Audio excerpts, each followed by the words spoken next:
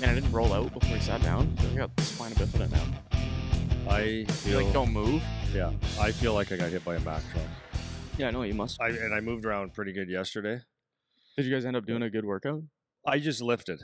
Oh. I just lifted because I can't do any Still. more Cardio pace right now. Yeah, so we're going into week 5 of the summertime. It's for me 6 hours a day on the ice, and there's no breaks. No breaks. It's ridiculous. It's actually straight through too. Straight through. Except Monday I have that one little. Oh yeah, break. Monday you got the hour and a half break. Yeah. It is straight through. It's true. straight through by 3:30 in the afternoon. Like that's what I was saying. Who was I talking to the other day? Because the boys came in on, they're gassed, right? Yeah. And I said, hey, how long does it take to drive to like Sudbury or North Bay from here, or Ottawa? And they said, about 9 hours, 8 hours. I said, yeah. So if I stepped on the ice, or we stepped on the ice, and your buddy or your family said, hey, I'm just going to drive to Ottawa. Well, they drive from here to Toronto to Ottawa. And by the time they get there, we'll be coming off the ice. That's how ridiculous this is. Yeah, no. But it's good. But it's exhausting now. It's exhausting, but it's so good. Like it's like a dichotomy, if that's the right word. I wasn't gonna say dichotomy, but I was gonna say the yin and yang. I could play back our old episodes during COVID. What was it? Where we were saying, this is bullshit, can't work, can't do anything, this sucks. Yada yada. Yeah. Oh yeah. And now it's like opposite end of the spectrum. It's like, man, it's too much. Yeah, it's too much. There's too much work. Yeah. No, but it's such a. I'll use the term yin yang or yin yang or whatever, because it's so exhausting mentally and physically, and then you got to do your prep work for like, what do we do? Like, it's got to make sense, and you got to get results and all that stuff, and it's so exhausting, but it's so incredibly awesome and rewarding at the same time. Yeah, that's why you can find the good or the bad always, right? Yeah. So you could complain and bitch about. We have this one group. The shooting is getting better too, but they're younger and they're not like the high end players. So the shooting it's tough because it's the natural ability is not there, or they haven't shot as many pucks as like some of the older guys, obviously. Yeah. And the high end guys, and then the stick handling group that we have. It's the same sort of group, but my guys, the newer guys that are working for me that were actual good hockey players, at first they're like, oh, this will be tough, and I said, well, just hang on, you'll see. And then they, like, by Thursday this week, they were going, these guys are getting good, and I'm like, yeah, it happens, you got to put in the time. But that's where at the end of the day, like, sometimes I go on a session, I'm like, this group, or it's not my favorite group, but not my favorite age of player or end of I feel like it's usually an age caliber thing, of player or whatever, right? But when you see them get better, like markedly better within 3 hours of work, that's where you go, okay, I am so happy I do this for a living. Oh yeah, because the kids, and then you get the feedback. You said a couple people got reached out to you and they said the kids absolutely love it.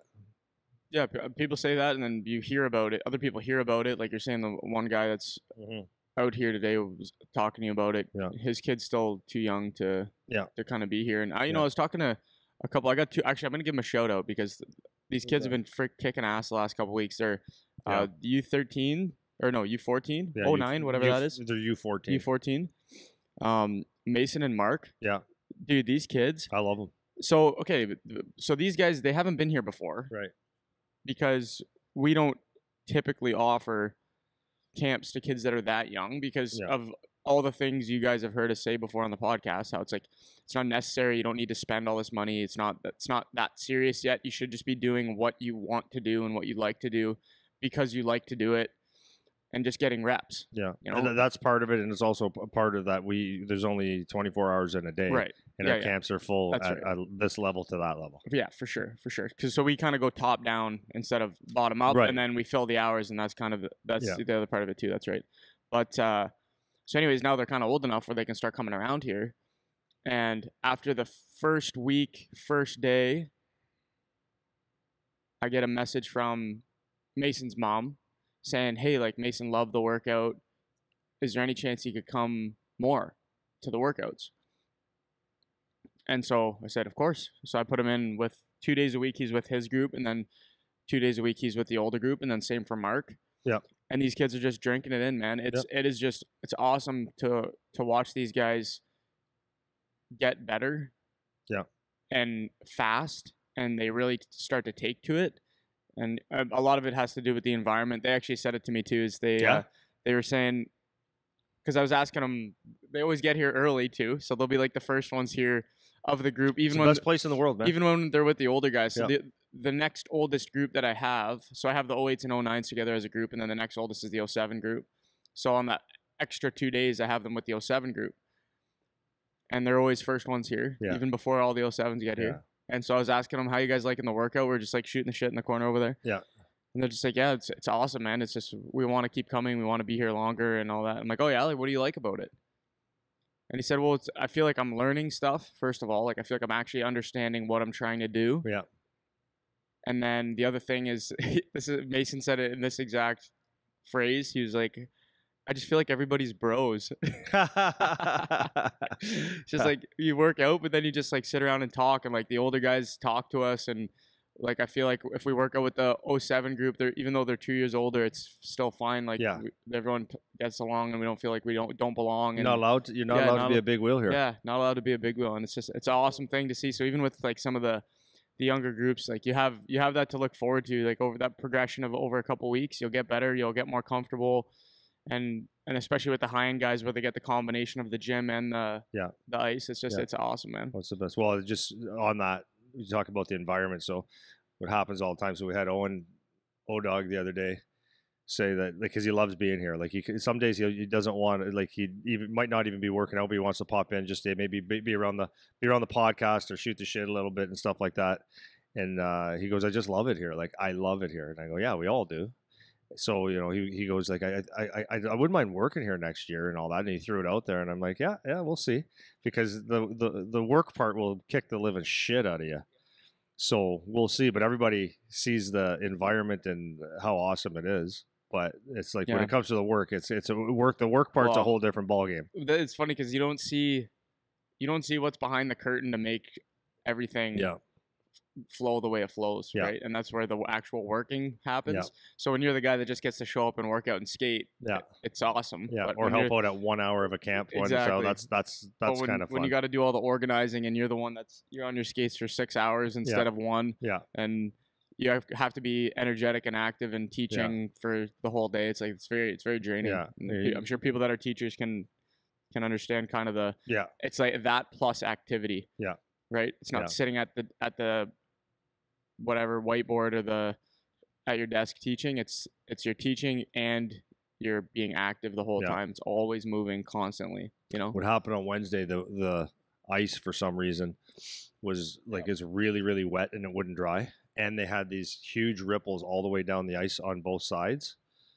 So I got on and I'm like, and the Wednesday is like the day I'm tired. All of us were like tired. Yeah. And we got on the ice and I saw those ripples and I'm like, it changed my mood, obviously. But what happens when the ice is really wet? It takes it makes it dead, almost like the air is dead. So you don't have an echo. You don't have the sound doesn't like carry. There's not feel. there's not that crisp feel. It's like it's just movement, and it's that wet. You know how it is when you go outside on a day where it's cloudy or rainy. Good day to be a duck. That's about it. Good day to be a duck. Yeah. So then they had these ripples in the ice. We're going on the ice, and it was like, I'm like, come on. So I told the kids, all we can do is control what we can control. I mean, we can't ask them to fix the ice. We don't have enough time, so make it work. But so anyways, the water kept just kind of creeping up my skates. Right. And like all the guys go like, I am so tired today. Like I'm hurting. And I go, that's because it's wet and the water starts creeping up the boots and it just starts going through your whole body and cold. Got that chill. Yeah. Yeah. My knee, everything. It was brutal. Yeah. Brutal. But wears you right out. But anyways, it's everything's good though. Yeah. No, it's good. And that's why like I said, you can focus on the shit or you can focus on the good. Cause there's always one, like I was saying, the COVID thing, right? We can focus on hey, we're not allowed to work, or we can figure out something to do, and vice versa. It's super busy now. We can focus on, man, I'm tired, or we can focus on and that's what makes the place great, because even when it's the grind, we love the grind because it's energy all day, even though we have our moments like when no one's around where we're just like, holy but while it's going, it's going. So like, I don't know if it's normal to eat your salad and like drool in it. You half sleep, half eat. Half eat, slap eat. So Mitchie asked a good question the other day. It was because we're finishing up on the stick handling camp, and he's really enjoying it. And you could see like he hasn't been around a lot of the stick handling. So he goes, "Which one do you like better?" Because I get pretty into teaching, and do you like shooting or stick handling better? Like when to teach, and I go, "Oh, it's both because there's so many different things to teach, right?" And his comment was like, I just don't with stick handling. I don't know. I wasn't a stick handling guy, so I don't know if that would have helped me or hurt me, or I was more of a skater, chip it in, get lots of shots and stuff. And I go, yeah, for sure. But what you have to remember is it doesn't matter.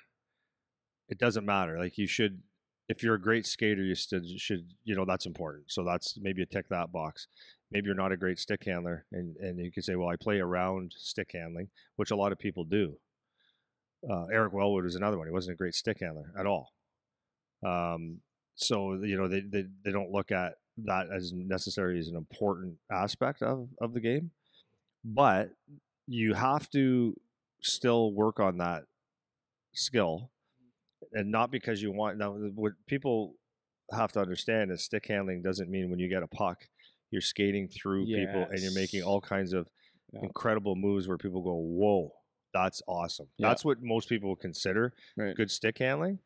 But for me, I don't care if it takes 100 hours of work so that you can do, because what happens is it's the same as shooting. You don't know what's going to happen in a game, and you always have to be prepared for any situation that comes up. So I'm going to twist it over to shooting now.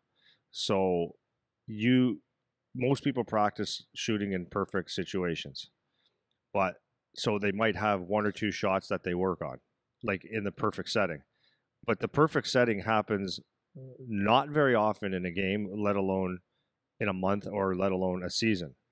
So it would make a lot more sense to work on shooting, having the perfect form in perfect situations, but also understanding that most of your passes are going to be under pressure, or they're going to be bobbled, or they're going to be in your feet. So when you go to shoot the puck, you're not in a perfect situation, so you need to shoot. So you have to work in order to get off good shots hard and fast and quick from odd angles. Right. So that's really important. So that and I'll twist it back to stick handling. So you could say that you're not a much of a stick handling guy, but you are, because you could be in a corner and there's a loose puck, and let's say you have to reach for it. Okay, you're going in between someone's legs to pull it out. Well, that's what you call a toe drag. But I don't consider the toe drag that people teach, including me, where you're bringing it out wide, bringing it in your feet and making a move. That is a toe drag, but I use it for more of the purpose of if there's a loose puck and I have to pull it out, or in tight to the net, I have to pull it out and bring it up. That's what the toe drag for me is for. Or if I get a pass that's way in front of me, I can take that in a toe drag, like a front, not instead from the side, a toe drag from the front, and I can release a puck from there. That's stick handling. Right. And then it's also you're in a tight situation you could be a power play guy, and then it's you're facing me here, and it's having the ability to have quick hands and just 1-2 to make it. So what you're actually doing, it's not to become the master of stick handling. It's the goal is to put hours and hours and hours of all different types of situations, so that for that actual split second when it counts in a game, you've not been there before to do it. Right? Does that make sense? Absolutely. Well, I was going to say it's such a good point. Like, especially with stick handling is the most obvious example, because when people think of stick handling, they think of, Mario Lemieux on the breakaway, inside out, Brian Leach score a goal, or old guys like Denny Savard go through everybody. Yeah, Ricky Middleton, nifty. Even if you see in today's game, like you take a guy like Connor McDavid where he goes through the end to end. It's not like he's inside out dangling everyone. No, he's it's mostly just like burning everyone. Yeah, speed. Right? He might do one move, like on the last guy or something, but for the most part, it's just burning guys. Yeah. And I think I don't know if you would agree, but I feel like it's pretty overrated, in my opinion, the way you see guys training stick handling. It's not I'm not saying it's a waste of time. I think that's more appropriate when you're younger. I'm talking about the going through a 16-stage obstacle course of stick handling. I feel like that's more appropriate when you're young to get reps of handling the puck, but it's not a real appropriate way to train for a game when you're older now, because it looks cool and all that, and that's fine. But it's, again, in the game, if you're going to apply this skill somewhere, it's not going to be that. It's going to be you're trying to change an angle quick to get a shot off, or you're trying to change an angle quick so that guy doesn't block it anymore, or to open up a passing lane, or to make your next play. Yeah. It's not, the stick handling isn't the play. The stick handling kind of lets you make the next play. Yeah. Sort of thing, you know? Yeah. And I do like tossing in every now and then, not all that often, but tossing in a day where it's just you're in uncomfortable situations or uncomfortable speeds, and where sometimes you have those obstacles like the pep or whatever, where you're doing it fast and you're trying different things. Yeah, I do like sure. that, because those situations do come up. It's not like, but you're not going up in a pattern. You're going up that, well, maybe you're in a situation. Oh, you've been here before. You have to 10 and 2. Yeah. Well, okay. I'm not Cool. saying never do Yeah, that. no, I right? know, Yeah, I know. But that's why I'm like, but to do that all the time is like, okay, so you can see kids that are good at. Well, it's really funny because you'll see kids that have done a lot of, I'll use the pep for example, and I have nothing against that whatsoever. I think it's very beneficial, but you'll see kids that they've worked on it, or they've seen like the Antonio Strongis or Crosby with 10 and 2s, and so for no particular reason they'll do a 10 and 2 because they've been practicing it on the ice. But it's like really, I'm not saying, I'm using that one as an example, but there's many times you do stick handling stuff that you just incorporate on the ice where it's absolutely not necessary. Right. Yeah. So, but I do like getting volume of uncomfortable, fast hands, or rangy stuff, so that you've been there, because it's very important. Yeah, too. for sure. But when you build your whole base on that, then you're not learning how to use it. So one of the things that I see very, very often is when kids come in, like they'll come in over the blue line, or we're doing drills, and they come in, they're coming in with speed, and then as they're entering the blue line, to execute the moves, is the feet completely stop, and because they have to do like the pattern. That's right. And then the next thing that I would say that would go wrong with that is they a lot of times they don't have a entry, like the proper entry in a zone. So like a lot of the times they'll try to go right to the player's stick, and it's like, okay, well, you just made it easy for the D. Yeah, you don't actually want to do that. That's but you right. Practice it. That's right. Yeah. So there are times where you're going to go enter, feet, and stick, and that triangle, but that's not the goal. Is to and you can watch go if you watch online, like you can go to any of those hockey accounts, like they're all over social media, and they'll have like the hundreds of thousands of likes or tens of thousands of likes and views, and it looks really cool. And there's the name, because we do it too on ours, not with the running patterns, but the name of the player, where he plays, kind of thing. And it's cool for kids to see, because they like looking at these guys train and how good they are at stick handling and all that. But if you actually pay attention to the drill that they're doing, or like the pattern that they're running, it's like you'll never do that. It's like, if time how long this person has the puck. It's like, how long do you have the puck for 18 seconds in the game? Yeah, it's never happens. You never have it for that long, right? And that doesn't mean, again, that you never practice like that.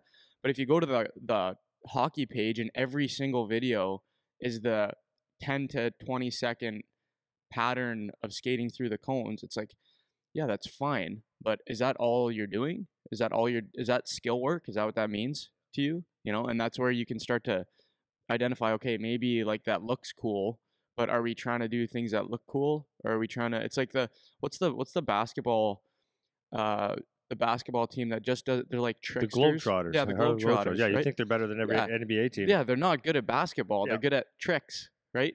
They're good at tricks. They're not actually good at against the Washington Generals. Yeah, exactly. Yeah, if you go play against Steph Curry, he's just gonna throw threes from.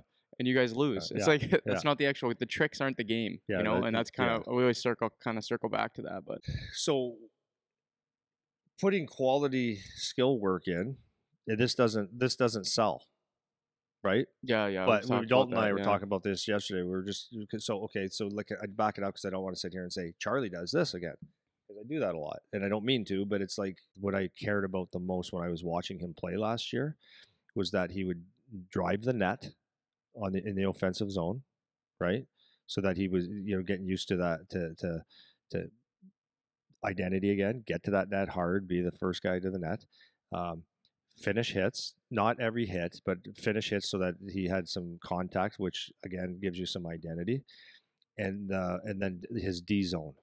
I said that to me is like if I can watch him in his first year in the OHL as 16-year-old son, kid, being comfortable in his D zone where a puck comes peeled around and he's got pressure that it's coming out 10 out of 10 times or 9 out of 10 times.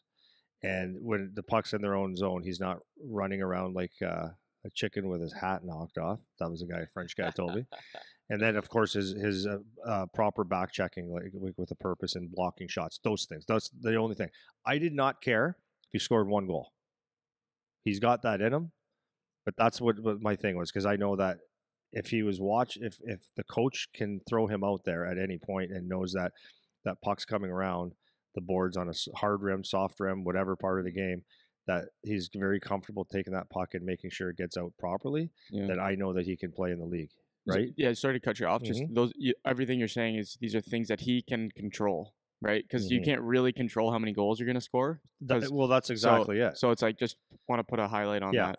And then and now if he can carry the puck and make some phenomenal like one-on-one moves and stuff, then that's cool. Bonus. But I don't really actually care about that. Yeah. And neither does his coach, to be honest. Like, everyone can pull one out of their ass every now and then.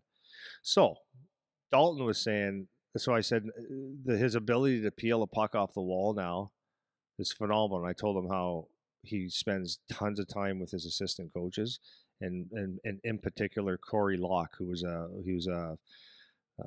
think he was a scoring leader, 135, 155 points a couple years in a row with the Auto 67. So he's one of their assistant coaches. And after practice, he spends a lot of time with him. So he put, again, shooting at odd angles, but peeling pucks off in different ways. Yeah. So we showed him little tricks that I didn't use. See, and that's a good thing. Cross training with a different trainer. He showed him a couple things about keeping his hands out and whatever. Anyhow, and Dalton goes, that's awesome, because he was talking. I can't remember who he was talking about, but he said the way these guys peel off pucks in the NHL and create space, but it's like calm, hard rim, and they just get there. Calm, calm, and it's not a panic thing, right? Yeah. So now, if you did a clinic, or if we showed a 20-second clip of someone peeling pucks off the wall from your D zone, there wouldn't be a lot of clicks, right? Or if you said we're going to do 1 day of just defensive zone, winger work, right? It would be like, well, why would you do that? That's not fancy. And but it's everything. For sure. Well, it's everything. You pointed this out. Sorry, are we done? I didn't mean to cut you off there. No, that's cool. Okay, I was just gonna say, this is the difference. We always talk about the game applicable skill thing, but teaching how to do something properly versus just doing it. Because you can do, rim a puck, pick it up off the wall, or you can rim a puck, and how do you pick it up off the wall in a certain situation? Yeah. So I saw a clip the other day of a kid. He was like showing his drills, and he went to do like pick a puck up in the corner, and that you do that thing where you fake the one way and go the other way. It's like, okay, you did it, but you didn't actually make any movement. There was no movement to it. So it's like, if I'm somebody putting pressure on you, you didn't fake me out. Yeah. I just keep flushing you. Yeah. Right. And if you do that little baby stop, I might just run you over. Yeah.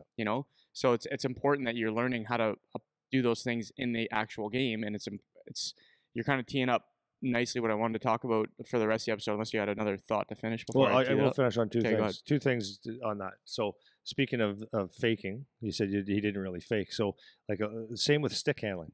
So in stick handling or shooting, right, when you add deception to these things, you have to add deception. I know I just said that, but I mean, I'm emphasizing deception. So a lot of the times, let's say we're skating with the puck, and we do a head fake, or we'll call it a front fake, right? So I go to my backhand and I fake going to the right, but I bring it back to my forehand. Well, if I just go like this, that's not a fake. This guy didn't even recognize anything because it happened so fast. So the fake has to actually be a dip for a period of time where this guy, you're selling that you're going to bite. You're selling this guy a little bit, or at least baiting him in a little bit, right? And the same with shooting. If you're going to do a fake, it's like it's actually got to be a fake. It can't just be a quick pretend movement. fake. Yeah. So when you said that person going to get the puck, it's like, okay, you did a fake, but you didn't do a fake. Right. So it was just a movement. It actually probably wasted your time. Do you know what I mean? Yeah, well, it's because people forget what the purpose of doing the fake is, Yeah. right? Or the purpose of stick handling in general, or Yeah. the purpose of doing a pull in. Like the whole reason, like the underlying thing of all this is you're trying to create space, right? You need to actually create the space. If you don't create the space, then you haven't done anything. Yeah. So a lot of times, when you teach, the biggest thing I see, especially with young kids, when you're teaching stick handling in particular, is doing the weight transfer. Yeah. The reason you do the weight transfer is to create the space away from the guy. If you just go from your backhand to your forehand, but your feet are still in the same spot, you didn't cover any distance. So that guy is still, he doesn't even have to move. You haven't made any move, right?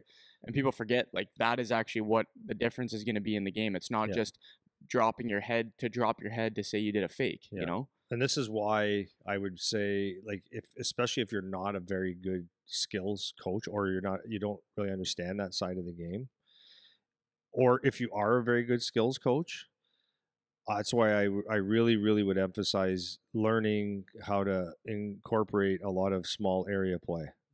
So, because a lot of people will run, I'll do an example for you. A lot of people will run one-on-one drills, which, are they good or bad? They're both.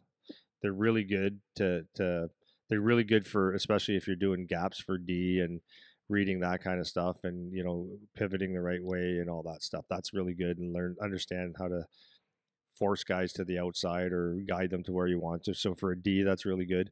For a forward, it's good because you are working on, trying to beat someone in tight, but those situations are few and far between. And really, in a game, if you're going one-on-one with someone, there's probably a 95% chance that there's some back pressure, or it's going to be a 2-on-1, or you know what I mean, or a 2-on-2. So it's a 2-on-2 is a 1-on-1 unless you make it a 2-on-1.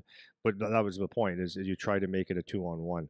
So you're probably better off doing a lot of 2-on-1 drills where it's tight area. So therefore, that's where the small area games become very good, because now you're doing 1-on-1 battles within situations that can create 2-on-1s, or odd man situations. And that's why I would say, by default, if kids play small area games and they're so much fun, and you keep some competitive edge to it, I believe 1,000% that's going to help any player become a better hockey player, because it's fast, decisions are made fast, and if you try to do it alone, it'll work once in a while, but you become easy to play against. So you learn how to create 2-on-1s. Oh, that works, and you don't have to teach that. You know what I mean? By playing the games. That's why I really, really, really, really, it might look like, for coaches that do that, and when they first started coming out, when I first started seeing the small area games, I was like, okay, well, whatever, coach trying to kill some time, but it's actually really, really beneficial. I don't know, kids don't get tired of it either. No, it's fun. Yeah, it's like you're playing hockey. Yeah, right? And that's learning environment where it's fun. Right? That makes a big difference too. That's when you actually pay attention. You get a little competition to it. It's not just right on skill drill. But we kind of got away from the easy segue, so I'm gonna do a harder one this time. But I wanted to talk about, you were just talking about Charlie and like a couple of things that he has associated with his identity as a player and that kind of thing. And we've talked about this before without actually doing an explicit episode on it, so I want to do that. Today is talking about how you can stand out as a player, because it's probably one of the most common, something along the lines of, how do I stand out? Like, I'll get kids asking, how do I make an impact in tryouts, or how do I get my coach to notice me, or I feel like my coach doesn't notice me, or whatever. So it's some version of how can I stand out? And so we've talked about this. You have talked about this quite a bit, and both of us kind of have been on the same page with the idea of everyone. When you watch hockey at any level now, with the exception maybe of the NHL, the OHL not as much, but as you get lower, it gets more and more common to see all players trying to be the same guy. And I think it's a bit of a function of not being taught properly, or coaches not emphasizing the importance of roles or having an identity for yourself, or that there are things that are more or equally valuable than just being the top guy that gets all the goals all the time. And I think that's something that I want to dissect a little bit more today, to give people, kind of a more defined way of looking at what we mean when we say how can you stand out? Because there's not one way. But when you say, how do you stand out? It's usually like, get a hat trick, you'll stand out.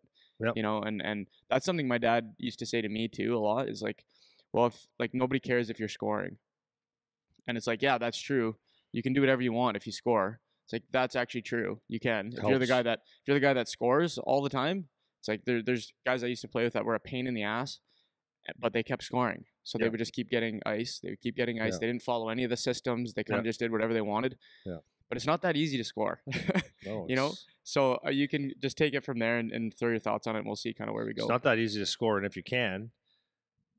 if you find minor hockey, like it might be a lot easier to score in minor hockey, in youth hockey, than it is to score once you get to the junior levels and college levels and NHL levels, because and those young, it's the biggest.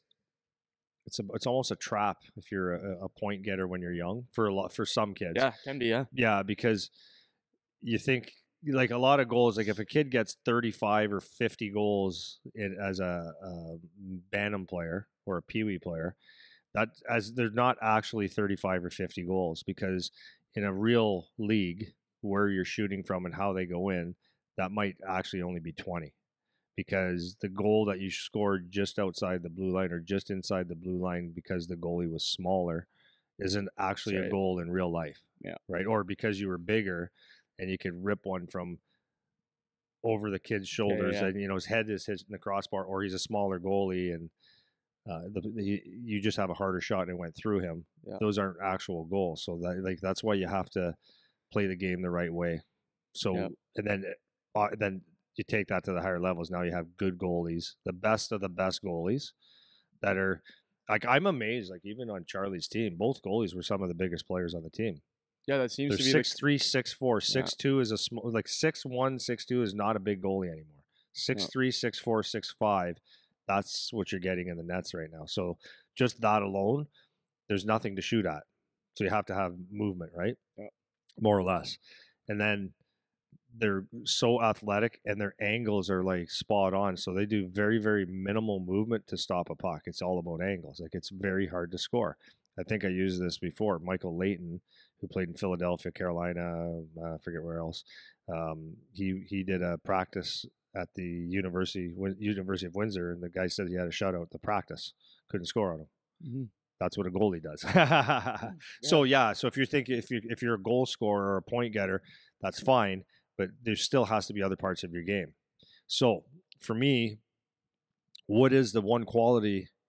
Like, I always say, you have to have 3 to 5 things that you do well on a consistent basis to make an impact on a game, to give yourself a good game, to quantify, yeah, I played well today. But then within that is, you probably have 1 or 2 things that you need to be really, really good at. So like I said to you, and I said to Charlie, I said, my goal for you is to be the best third line player in the world. Is in the world a big task? I don't know, but that's what your goal is, right? If you can be the best third line player in the world and then add stuff to it, then you could move up and down the lineup and you could play for a long, long time. Yeah. What is it? Go ahead. Pause. It was like, and who says that? Right? Think about having that. Right. Just think of the mindset. So I want to stick on it for a sec, because for parents and coaches and players that are listening, like, think about what that means mentally, like the mental framework that is different when you say, I want you to be the best third line player in the world. It's like, that is so different than, I want you to be the best player ever. Yeah. And a Hall of Famer. Like, that is just a different mindset, and that doesn't mean you can't add layers, like you said, but your base, the base that you're going after is, let's be the best third line player. So what does that mean? Right. Yeah. So, and I want to qualify that statement again. Yep. It's not, I use the term, I want you to be the best third line player. I don't want you to be the best third line player. Right. If you want to be a hockey player, I suggest that you learn to be the best third line player in the world, so that you can move up and down the lineup with the habits of a third line player, which means what? That means that you're good in your defensive zone, you're good on faceoffs, that you're good on, you will block a shot, you will finish a hit, you will go to the front of the net, you will sacrifice your body for a play, you will make plays, you can score a goal. All those different things. So that's what I mean by that. And then you can move up and down the lineup. I'm going to use another example is I was talking to, so Charlie had one of his teammates down last weekend, and I was using this as an example. And I know Cam listens to this, so Cam, I'm not saying this anything negative. I'm saying this like maybe it'll make sense to you. So Cam Allen on Charlie's team is he was a 3rd overall pick, and he's a really, and you've seen him. He's a really, really, really good D, like really good. And I've worked with, so just a couple of the D that I've worked with are like Aaron Ekblad, Mikhail Sergachev. Like they both won Canadian Hockey League CHL Defenseman of the Year. They're both 1st and 10th overall in the NHL. Sergey's won a couple Stanley Cups. They put points up there. They're good D, among other very good D that I've worked with. Okay, so if I say, so let's go back to Cam. So Cam, so he put up I think 38 or 40 points last year as a rookie, and he finished checks and he got in some fights. So he's got like, it seems like a total package, and he can skate. Okay, now the question is, does Cam's game translate in the National Hockey League as the exact same player? Okay, so now we have to look at it. And so, like, and Cam needs to look at this, okay, right? Whoa. Just say that question. Say that question again. That's a very, very important question. Yeah.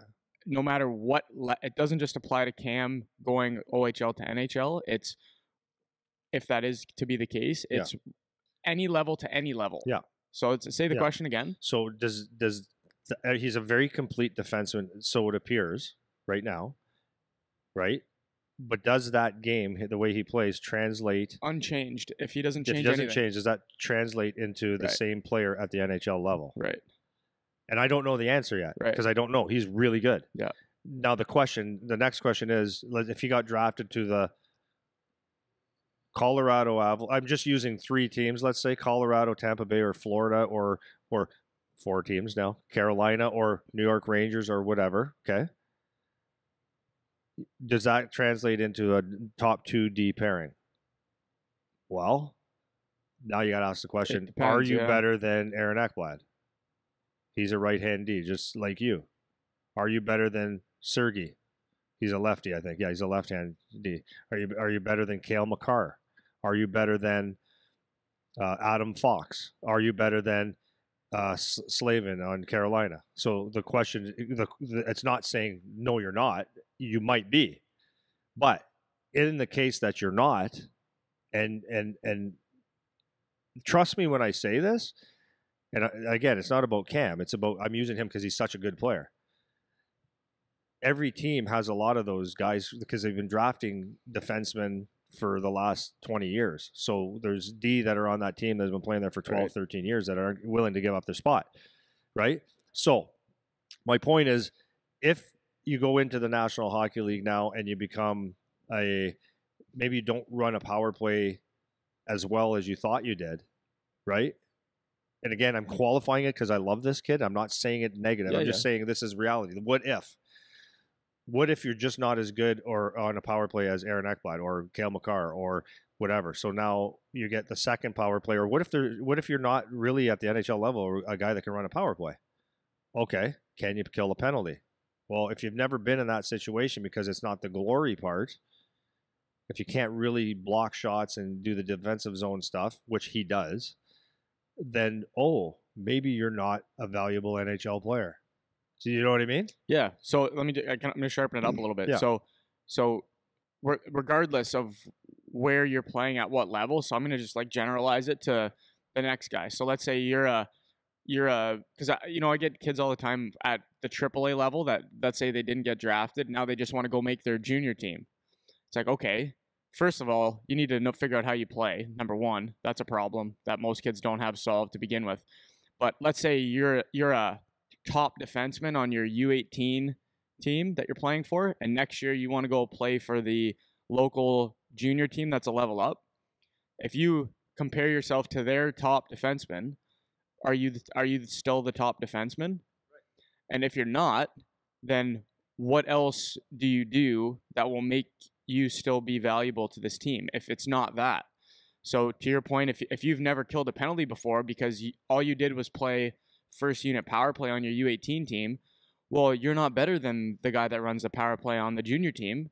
So now can I put you in a situation where you can kill a penalty? No? Okay, well now I don't need you anymore because I already have a guy that does what you do but better. That's right. You know, and that's and where he's done it longer. He's done it longer, he's older, he's more seasoned, he's whatever. And so if you can't slide into that position, are you still able to play at that level and be effective? And if you're not, then I don't need you. And when people say, like, how can I stand out?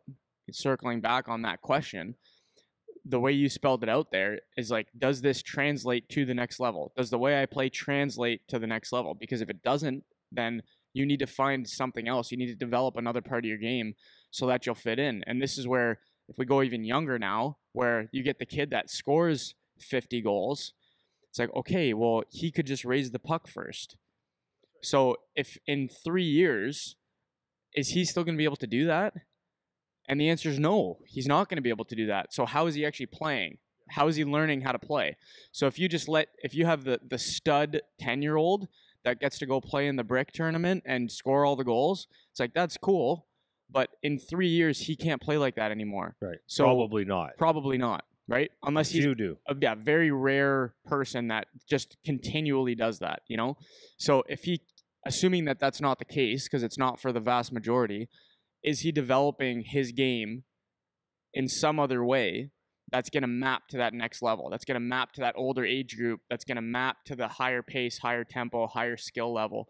And if you don't have that covered to some degree, you're no longer valuable. It doesn't matter that you're the second best skill defenseman, because I can't play you in those minutes anymore, right? So I got to fill that gap with somebody else now. Because now you can't play. You're not the kind of guy that plays a third D pair, right? Yeah. Or a third position. That's D. Right. So you'll see that. Like as you're talking, I was just thinking about how many guys, because Cam is a captain of the U18 team right now for Canada, and that's awesome. I think that's awesome. He's an awesome player. Killer. He deserves everything he's got. He's awesome. But how many guys have played on the World Junior team, right? The national junior team for Canada or US, and you never heard of them in the NHL? Like most. Yeah. Most. And they go, yeah, but he was so good. It's like, okay, he was good for that. So I'm just going to go back to Cam for 1 second. It's not about Cam. It's about, I used him as the name. Okay. So now he is going to get drafted very high in the 2023 draft. That's a fact. There's no question about it. So if he goes to a team where he is like the third, fourth D in the National Hockey League, which can be very likely, and he can also be number 1 or 2. But if he goes to that next level, and this is where I think Cam is going to thrive, I think is the word. He's going to thrive anyways because he does finish hits. He will drop the mitts and go with somebody. He will do all the other stuff. Yep. So if he isn't a number 1, 2D, I have confidence in him that he can play in the National Hockey League for a long time because he's that good. Right. But he's also got the ability to go, like I said, about being the best third line guy in the world.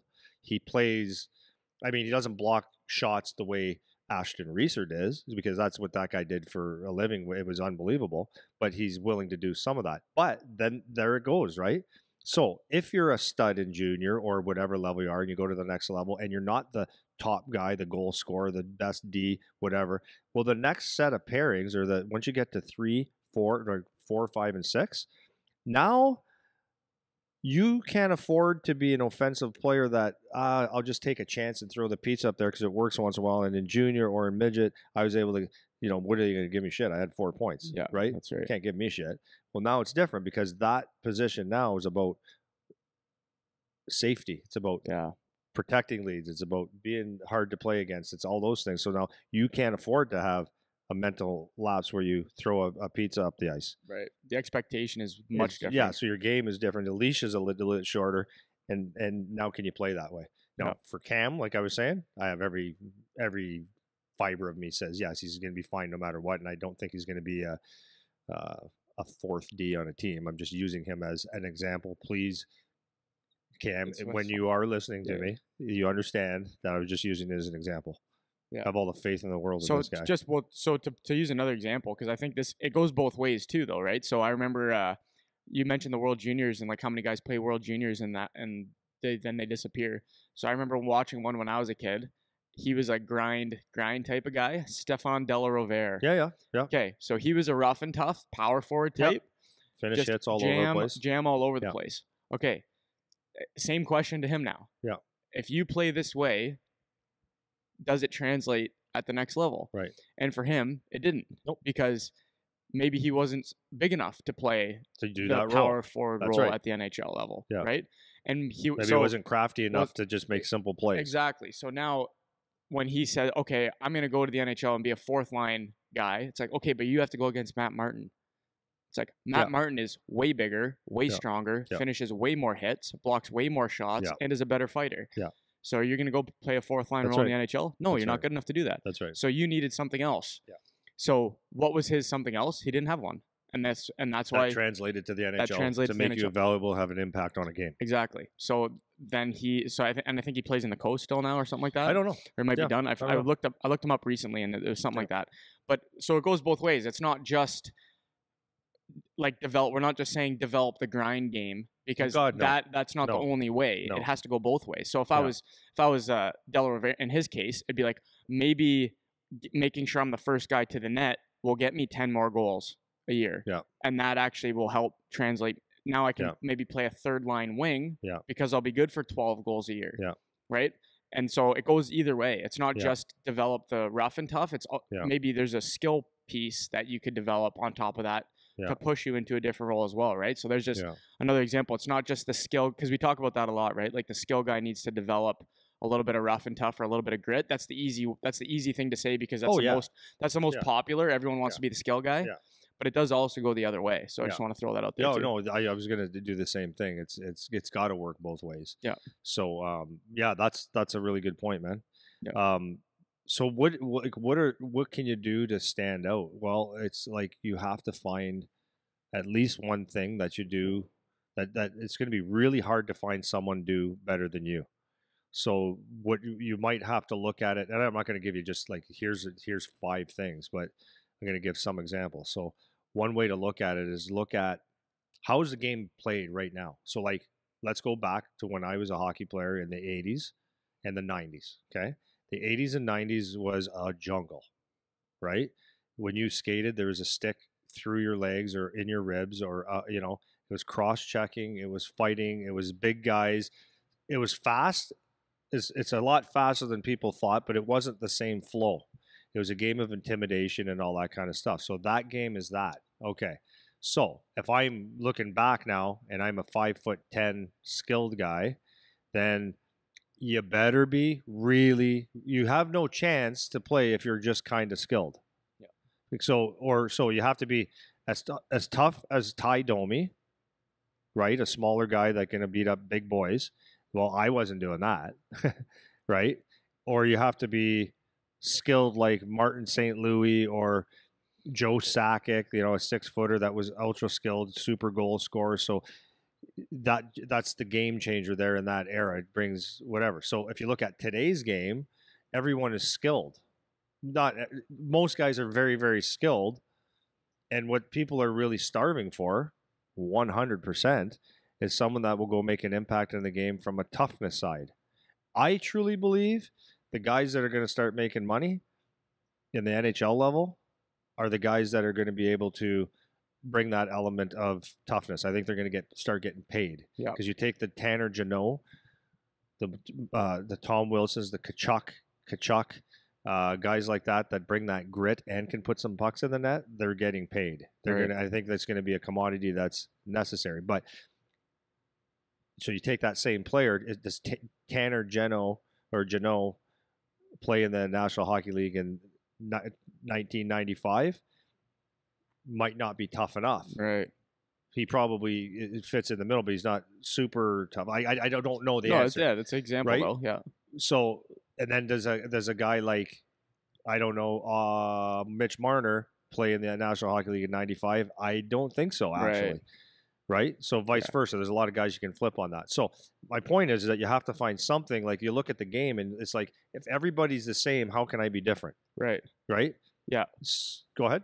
Well, and that's why it's a really good tip or really good point to actually study the game. Yeah. And kids can do this, man. Like you can ask these questions, or mom and dad, if you have the hockey talks with your kid, like my dad used to do all the time. It's like, ask questions to see what is the game lacking, Yeah. you know?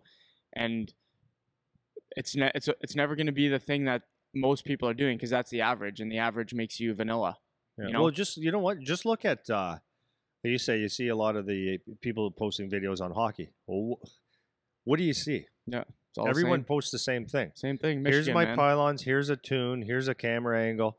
And you see someone doing something, and you see the same thing 1,000 times. And then if someone brings something a little bit different, it's like, oh, this is cool. Right. So it's the same thing as a hockey player. Yeah. Right. Exact same thing, man. So other things that, like, I'll just throw a few points out there on things that you can do, because like how do I become different? Like, it's easy. Like I said, it's easy to say. You said it. It's easy to be the physical guy. No. It's easy to identify guys that don't hit and say, well, just start hitting. Well, that might not be your game. You might not be very good at it, because you might be, you just don't have that natural ability to lay people out or to be effective hitting, and you might end up on your can all the time. So maybe you're better off going in there with a stick on a puck and just angling bodies and just taking a little bit of piece of them, right? So that might be your thing, right? So you got to make sure that it's actually effective for you. So are you faster than anybody? If you're really, really, really fast, that can be an attribute. If you're really, really, really big, that can be an attribute that makes you stand out, obviously. But your size could be an intimidating factor. It could be just reach and good on penalty kills, or just having good reach to knock pucks away. So that's actually a really good skill. Like if you watch someone like we were talking about in the playoffs, Alex Killorn and whoever else it was, Nichushkin and all these guys, it's like they're just knocking pucks away, disrupting plays. I disrupt plays better than anybody else in the world. Yeah. If you work on that actual skill, when anything's around me, I'm in positions where I can knock pucks away and disrupt plays. Right. You become different than most people. Mm-hmm. Block shots, like the one guy on Charlie's team, Ashton Reeser, he just blocks shots. He doesn't care if he gets a point. It seems like he enjoys just pucks hitting him. And how effective is that?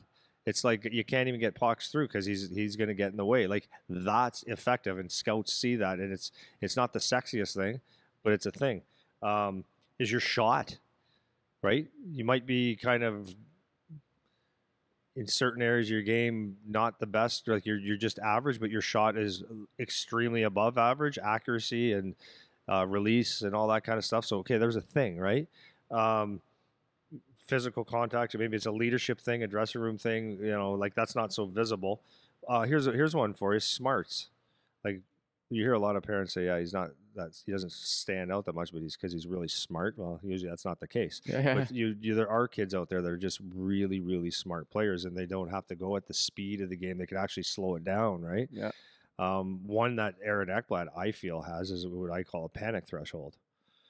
So I think because Aaron's not the greatest skater at all, but what he does well, he sifts pucks to the net. Like, if you watch some of the goals that Aaron scores, it's like, how did that go in? Because they go they float, and then they go off an ass, off a shoulder, goalie rolls off his head and go in, and it consists like a lot. Yeah. It's not an accident. It's a skill that he has for some reason that no one understands, because it's just the way it is. But what I'll give him, what I think he does extremely, extremely well, is he has a panic threshold.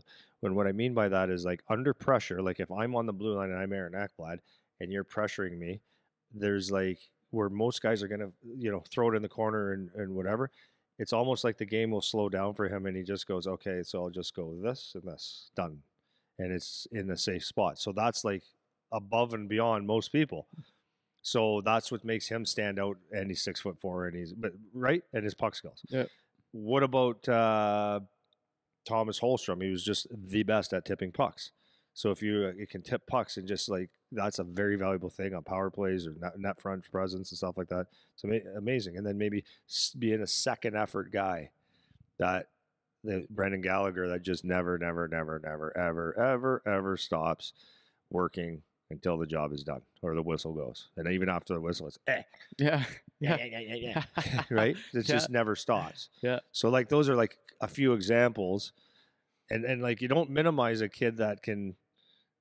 When you see a kid that just does something kind of special, like, do that really well, and then of course learn the game. Well, you're going into kind of two things I wanted to finish. I know you're going to talk about these points anyways, but the first is that there has to be a willingness to do the uncomfortable thing, though, and that's the the thing about doing the average practice habits, whether most of the time that ends up being like skill work, cones and stuff like that, everybody's comfortable doing that stuff because everyone likes doing that. But find something that nobody else will do that works with your game, you know? So that, like, to your point that you said at the start there, it doesn't mean that, okay, I can see that nobody really likes to hit, so I'm just going to go hit everything. Well, that would be great if it works for you. If it doesn't work for you, though, that doesn't mean you have to do that thing. You still need something that works with you as a player. So if it's not the rough and tough in terms of laying guys out, you could look at a guy like Denny Gore that we have here, who's just a pain in the ass, man. He's just always has a stick on you. And I wouldn't say he's physical, but I wouldn't say he's not physical. That's exactly what I was just gonna say. So he gets in the shit. Yeah. But he's not it's little bumps, comes at you really hard, gets on your stick, under your stick, on your hands, and he bumps and he grinds. Right. And he's a very skilled player, but he works. That's what makes him get the puck, is that hard work. So he's not folding people, like, right? But he's physical in that he gets in the shit and there's contact, right? Absolutely. So you have to be able to modify it to something that still works for you. You don't have to do something that really just isn't a part of you. But having said that, there's going to be an element of being uncomfortable when you're making any change, right? And you need to be willing to get uncomfortable to do some of that, right? Yeah, and being uncomfortable, like it's a term, I don't know, people, it sounds really cool. Be comfortable with being uncomfortable. It sounds really cool, but it's actually very, very important, because it's a simple thing like,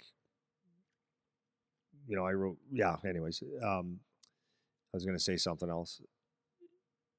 When you, I guess my rule of thumb would be, when you feel like it's something you don't like to do or you're not enjoying doing, it's something to really hone in on. So, for example, let's use tipping pucks for an example. There's some people that tipping a slap shot when you're standing in front of the net, getting with a goalie behind you, trying to take his eyes away. Tipping a slap shot is a thing that I don't want to do it, because I could get hurt. That's what it is. Like, a puck's come at you hard, and I understand that. But if you can't do that, you can't play. You have to actually learn. You know, one of the things that when we were at the boxing club last week, Ronaldo was. We were just talking for a minute. He goes, you know, what I find is most people are they think about fighting if they get in a fight. The thing that holds them back is they just realize that if they only realize that a punch in the face is just a punch in the face, and that if you get punched in the face a few times, you actually just get used to it, and it's just a punch in the face. But people put so much brain power into, well, I don't want to get hit. Well, you are going to get hit if you're going to box, right? But he goes, once you get that and you realize, oh, it's just a punch in the face, then when it's the same thing as tipping pucks or anything else, talking about the comfort level, is that you just have to do it a few times before you start going. The shock value goes away. Exactly. Yeah. It's like, okay, so for example, tipping pucks, one thing you can do, actually, I'm going off tangent here, but if you take one thing, because you train your mind, is to recognize black, right? So if you took a tennis ball or something that bounces, tennis ball, let's say, and you put it on your stick and you just tapped it, what you're training your mind to do is recognize black. Your mind's not saying it has to be a puck coming from the blue line. You're recognizing black, and you're doing it at a slower speed. Then all of a sudden you start adding maybe shots in practice or in your driveway, whatever, someone's shooting pucks at you at a medium speed, and you just start recognizing it and do it with proper form. So you've taken it from 0 to 2, and then you start doing it harder and harder. And next thing you know, unless you just don't see it, you're going to recognize that black, and you've done, right? Slow is smooth, smooth is fast. And then you become a skilled tipper. I did that exactly. Man, my dad and I used to go to the baseball diamond, and he'd bring a piece of wood and I'd bring the net. And my dad, like, he could shoot and, like, good enough, but it was everywhere. Like, I didn't know where it was going. Like, he couldn't, like, put it where he wanted. It was like, it was coming out wherever. And I used to stand, and it was exactly that training progression is exactly what happened. At first, it was like, Jesus, like, because the odd one would be like by my eyes. But then after a while, I realized, okay, I have enough time to move if it's coming at my head. Yeah. You know? But initially you're going, wow, that's coming fast. Exactly. So after a while, it was like, okay, that came at my head, just like, oh, there it is. Yeah. Oop, just move out of the way. Right. Next one. Well, it's like a boxer, right? Yeah. If you go into the ring first time, you get a jab that comes at you kind of hard, your movement is like your whole body to go like this and to go like this huge it's movement. defensive. But if you actually knew how to do it, you'd go like this. Yeah. And that's all it takes to block a jab. Exactly. Is you go and you parry it. Mm-hmm. Right? It's not a movement at all. So it's bang. Yeah. So it takes practice to do that. It takes being uncomfortable for a period of time to get comfortable. Mm-hmm. So I would say that when you have in your practice, I notice that a lot with kids is that when we do a drill or we do something that is out of their comfort zone, it's like they're okay. So the stick handling the other day, a couple of the kids were out of their comfort zone because it was a different move. It was a weight shift with a head drop, all these different things. And it's like when they made a mistake or they screwed up, they beat themselves up right away. And I explained to them, I said, listen, I've been doing stick handling for 45 years. You guys have been doing it for 3 hours now. Mm-hmm. If I lose a puck, I have the right to say, right? You have no right to be slamming your stick or being really frustrated because you're not good at it at all. Mm-hmm. Comparing, apples to oranges. So you have to be uncomfortable. Uncomfortable, number one, to do the task and to learn it. That's uncomfortable. Then you got to be comfortable enough to be uncomfortable making mistakes. Yeah. And that's what I find most of the players are really trying to avoid is the embarrassment of not doing something perfect. Mm-hmm. You can't be perfect unless you do this. I don't know what the number is, but it's a lot, right? So I know for me, if I have a puck here, I can, without thinking, I could take a puck and do whatever thing I wanted to do without thinking because it's so trained and the circuits are there. That's what my body does. It's so comfortable doing that, right? So to do a different type of movement now, that's going to take another circuit. So anyways, the kids are so afraid of making a mistake, and people judge mistakes a lot of the times and say, come on, they got to do it this way. But that's where your growth is going to be. So being comfortable, being uncomfortable is actually growth. Yeah, totally, man. It's like, the saying, you take an elastic band, once you stretch it to a new dimension, it never goes back to the same. So that's what this process is stretching yourself so that you make little gains so that you never go back to the same thing, right?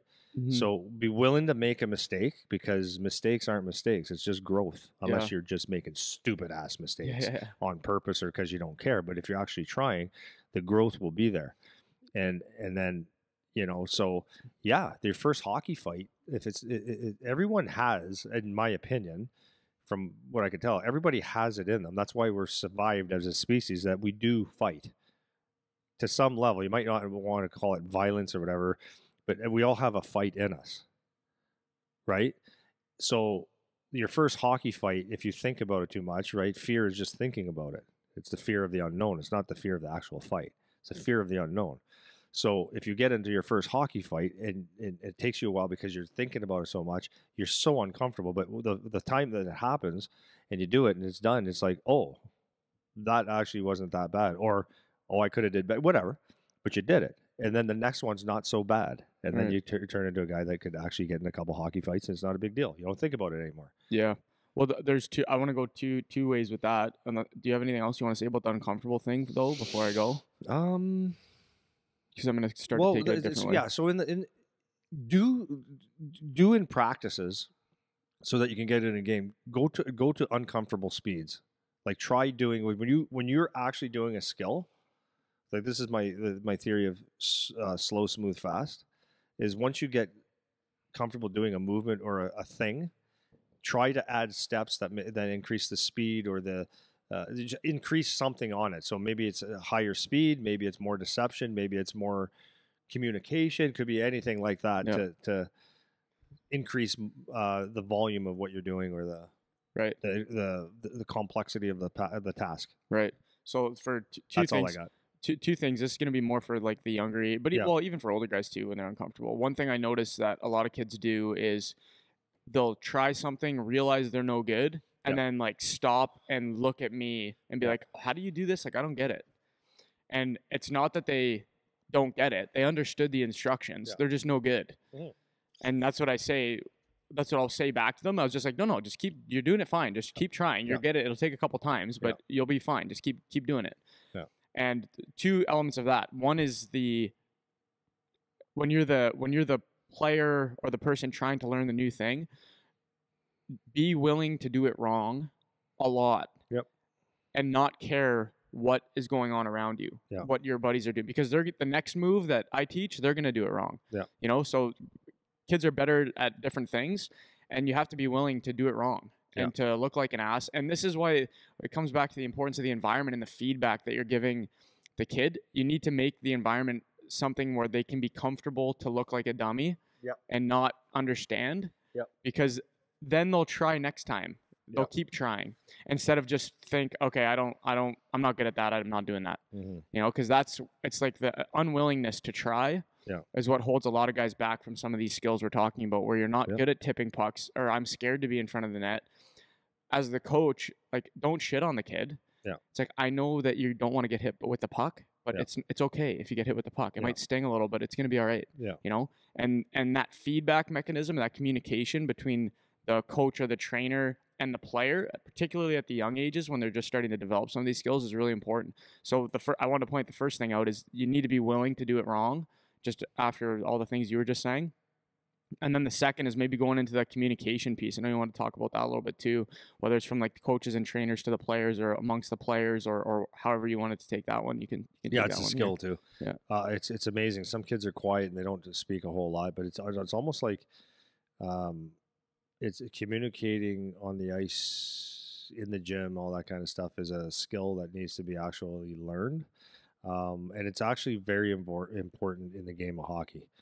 Now, I remember being a kid and people said you should never call for the puck because the other team will know where you're at. And it's like, okay, whatever. But I can have a puck. It's just very important. So there's particularly one group I'm on them all the time. And Mitchie and Charlie, when we're on the ice, I said, guys, you don't talk. And the problem with it is there's an energy level that's just not there.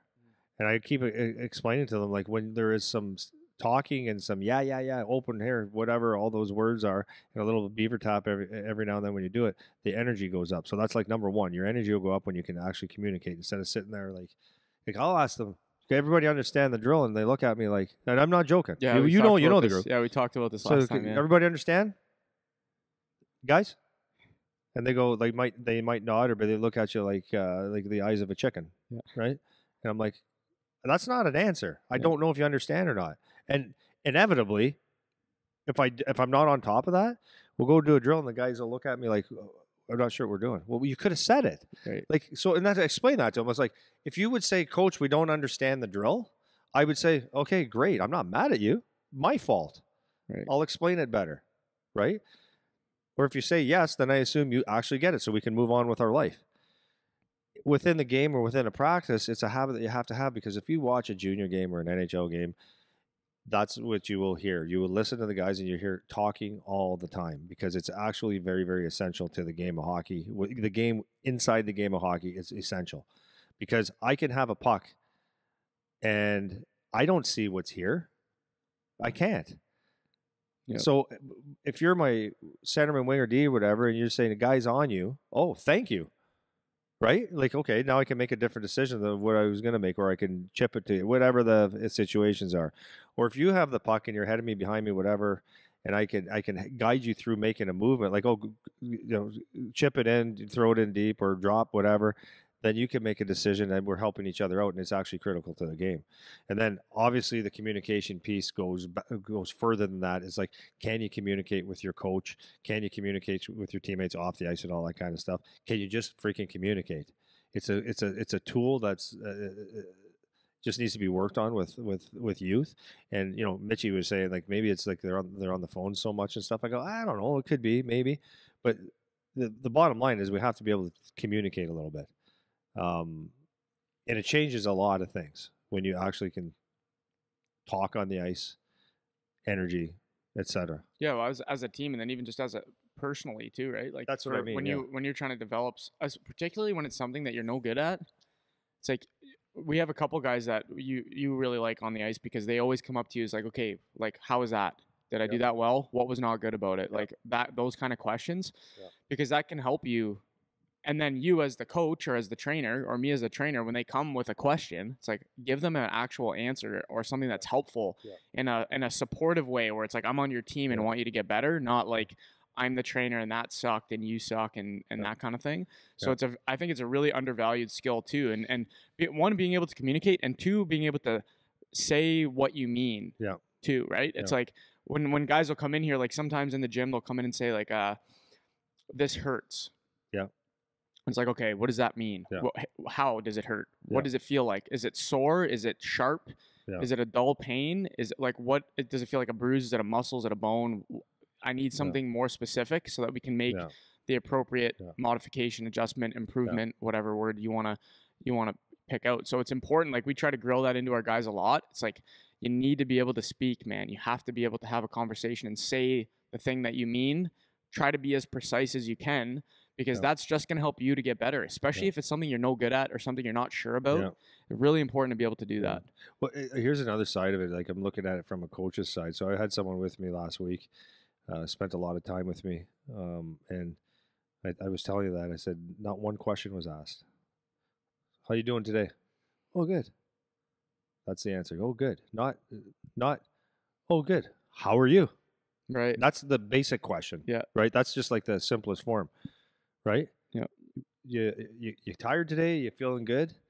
Yeah, I'm all right. That was the sentence. Yeah. And then on the ice, it was like there was not one question like, hey, Andy, is this right? Or I'm not sure. Like, not one question. It's like, so now as a coach, I'm looking and going, are you engaged? Right. Are you like, and they're kids that are quiet, and that's but the problem is, this is your problem now. Yeah, this is your problem. Like, I can be way too loud, and now I'm pissing you off. Like, as a player, I can be pissing off my coach because I never shut the hell up, and I'm too much. Or I could be like total opposite, where you don't say much at all. There's no feedback. There's no feedback. So as a coach, it's like, you have to help me help you. Like, I want to help you. Let me help you. Yeah. Right? So if I say to you, how are you feeling today? I'm not, like, depending on the situation, but how are you feeling today? Are you ready to go? And you say, yeah, pretty good. That's like when Mitchie called me the other day, do you want a coffee? And I said, sure. He said, that's the worst yes or no answer in the world, is sure, because it's like so ambiguous.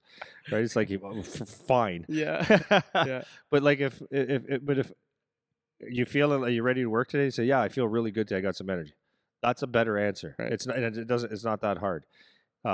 If you have a question, if you're doing a drill and if you have a question, instead of just trying to sort it out on your own and say, coach, what about this? It shows me that you actually care more. Therefore, I will care back more. Yeah. But if every time we talk or every time I teach, it's like you have a look of fight for it and a look of disinterest, and it makes me want to coach you less. Yep. Because I don't feel like you're responding.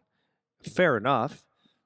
Because there's only so much everybody can do for you. Like, sometimes when you have an issue, it's not everybody else's fault. So, like, if you're a guy that doesn't communicate, like even that one whole group, it's like, I really can't tell you anything else, guys. You have to actually give something back now. Yeah. Right? Because I can't do it for you. So, anyways, communicating is huge. No, that's great, man. That's great. So we covered a lot of stuff there. Just on the standing out note, is anything else you want to finish up on, or feel like you're good? No? Good to go? Yeah, I'm good. Okay, I think that's good. Hopefully that's helpful. So, popular question. Hopefully that's an answer. If you guys have any feedback, let us know.